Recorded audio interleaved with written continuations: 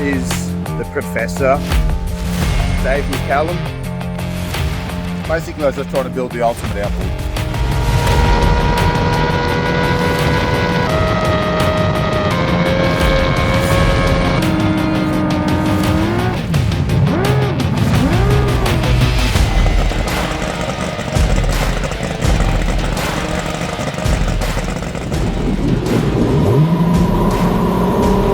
You better be excited about this one.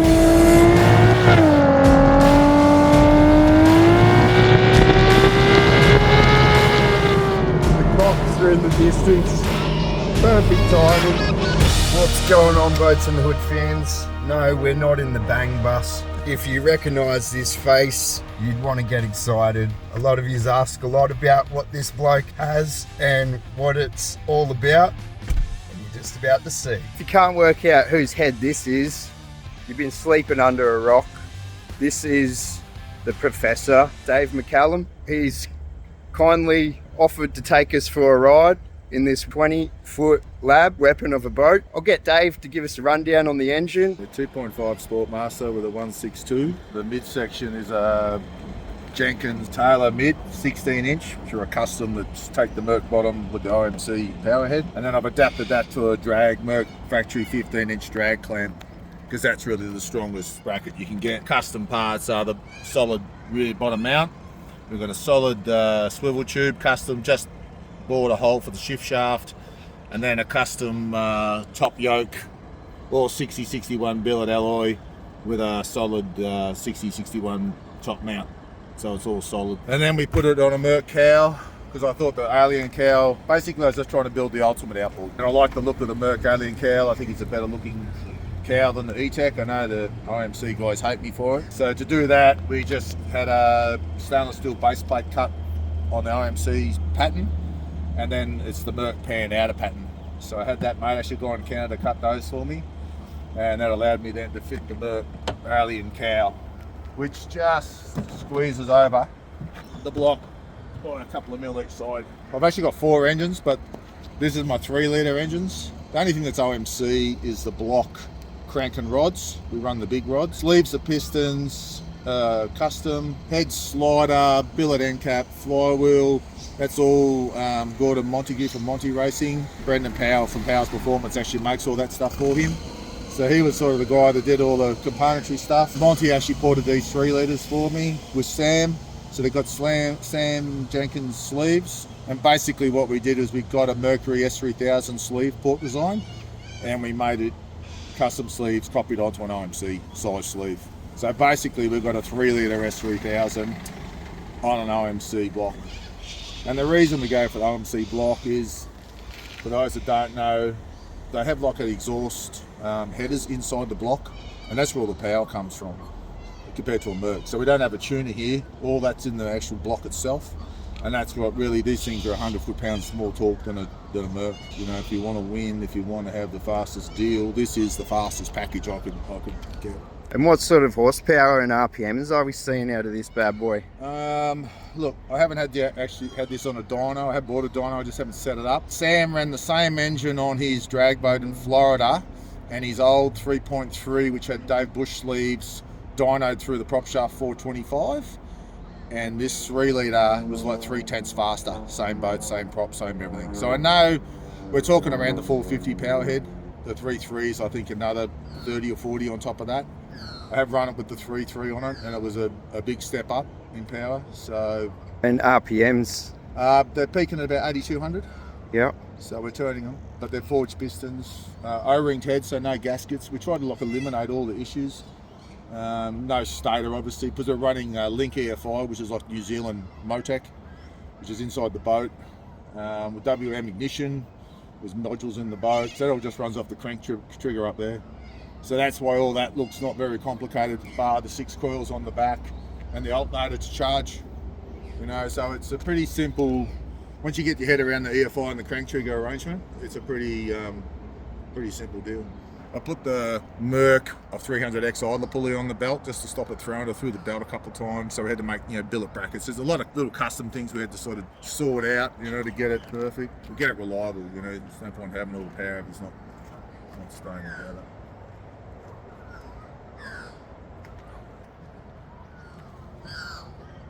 Dave was just saying that he's actually still breaking this engine in. You might have seen before we headed up to Bundy and we were here testing on Saturday, he was actually just starting to bed that motor in the same day I was bedding the motor in on the Bullet. We're going to go do a heat cycle on the engine, give it a few stabs, and then he said he'll open it up for us. This thing's an absolute beast. Let's go see what it's about. Stick around.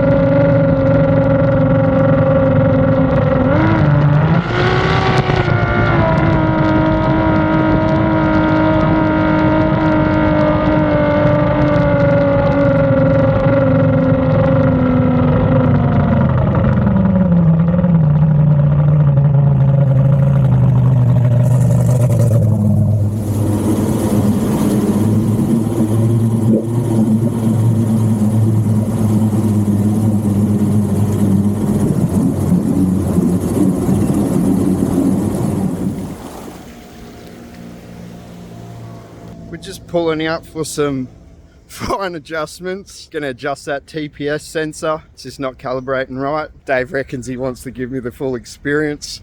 I mean, we don't go breaking the law, but we've seen some good numbers.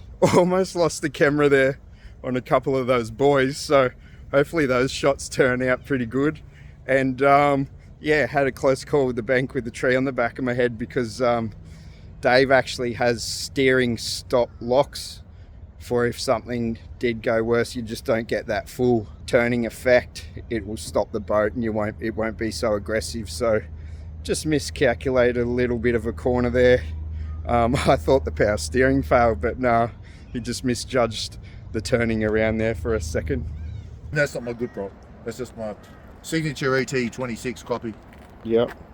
But it, you know, for running around, it does the job. it does the job. Yeah, I don't race my ET. A lot of serious gadgetry in this here. I'll give you a look. So we've got our, I don't know if you can see from the glare, but got our Garmin Navman there. We were just looking at this Garmin here, and Dave actually makes custom shrouds for your Garmin. So for all you guys in America, all you bass fishermen and stuff like that, give us a rundown. We'll actually bring in the beatdown products, which are from America, so those guys will get them there for fishing for the bass guys. And I import the sun visors for your screens from Sun Visor EU in Europe. If you have a Garmin Navigator, or you're a fisherman and you see this video, you can find Dave on Facebook, Dave McCallum, or you can look up Fish Finder Tech, and you can get yourself some cool gadgets and gizmos if you want to have all the cool stuff. Still went back to 10, didn't it? Yeah, it's at 10. So we're just syncing up the accelerator pedal because it hits 100% and then it drops back to 10% on the TPS. So a bit of fine tuning. Professor's onto it. Well, that's going to do us for today. We need to put a new throttle position sensor on it. Just as Dave pointed out, that is a Mercury part. For all you Evinrude fucking choders out there, yeah, you've got the last laugh for now, Mercury parts. But hey, you wouldn't be able to run this bad boy without Mercury parts. Got plenty of spares. We'll be back again. Thanks, Dave, for bringing us out, mate. It's all right, mate. 6250 today. I'll fix that TPS, get you back out and show you what 8 grand does. Yeah. We'll get out there and do 8 grand, all right. I hope you like what you see. And if you do, hit that subscribe button, baby. Hit that like, comment. It all makes a difference, and I'll keep bringing it to you.